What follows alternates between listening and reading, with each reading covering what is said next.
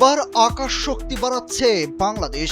দেশের আকাশ সীমাকে বহিঃশত্রুর হাত থেকে রক্ষা করতে যুদ্ধ বিমানের পাশাপাশি কেনা হচ্ছে বিশ্বসেরা অ্যাটাক হেলিকপ্টারও। দীর্ঘদিন ধরে পর্যাপ্ত যুদ্ধ বিমান ও হেলিকপ্টারের অভাবে ভুগছে বাংলাদেশ। এবার ইতালির তৈরি ইউরোফাইটার টাইফুন, চীনের তৈরি J-10C এবং পাকিস্তানের কাছ থেকে ভয়ঙ্কর JF-17 যুদ্ধ বিমান কিনতে যাচ্ছে বাংলাদেশ।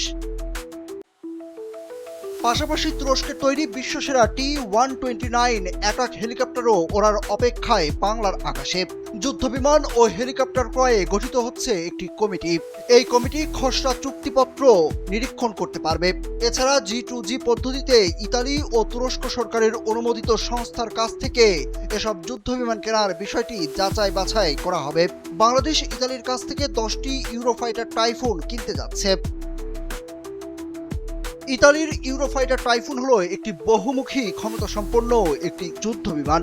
যুক্তরাজ্য, জার্মানি, ইতালি ও স্পেনের সম্মিলিত উদ্যোগে এটি তৈরি করেছে একটি কনসোর্টিয়াম।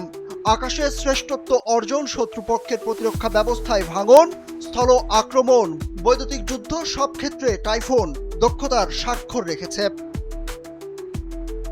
পশ্চিমা সামরিক জোট ন্যাটোর মানসম্পন্ন টাইফুনে রয়েছে উন্নত প্রযুক্তি ও নমনীয় মডুলার কাঠামো। এর দুটি ইউরোজেট EJ-200 টার্বোফ্যান ইঞ্জিন ঘন্টায় সর্বোচ্চ 2495 কিলোমিটার গতিতে উঠতে পারে। রিফুয়েলিং ছাড়া একটানা 2900 কিলোমিটার পথ পাড়ি দিতে সক্ষম ভয়ঙ্কর এই যুদ্ধ বিমান সর্বোচ্চ উঠতে পারে 55,000 ফুট উচ্চতায়। বিমানের ডেল্টা ডানা ও কানার নকশা এটিকে অতুলনীয় গতিশীলতা দিয়েছে। পাশাপাশি প্রযুক্তি, রাডার ও সেন্সর সুবিধা, অস্ত্র বহনের সক্ষমতা, স্টেলথ প্রযুক্তি থাকায় শত্রুর রাডারে সহজে ধরা পড়ে না এবং উচ্চতাপ সহনশীল হওয়ায় দীর্ঘক্ষণ লড়াইয়ের সক্ষমতা আছে এই যুদ্ধ বিমানের।